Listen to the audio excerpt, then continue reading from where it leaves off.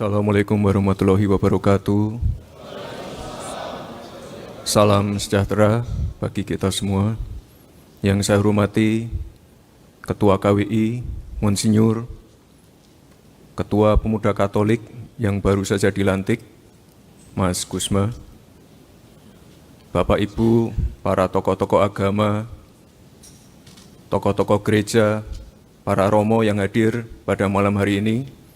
Pertama-tama saya ucapkan selamat kepada Ketua dan seluruh jajarannya yang baru saja dilantik pada malam hari ini. Jadi sebenarnya Mas Gusma ini senasib dengan saya. Baru saja dikeluarkan dari partai.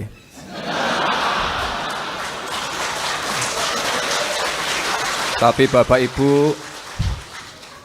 saya ingatkan juga ini Pak Ketua, sekali lagi yang namanya perbedaan itu hal yang biasa. Perbedaan itu yang mewarnai demokrasi kita. Jadi saya tadi senang sekali Pak Ketua berstatement akan merangkul, akan mengajak semua pemuda-pemuda yang ada di Indonesia ini. Apapun background-nya, apapun afiliasi politiknya. Dan yang namanya pemuda itu memang harus berani merangkul semua.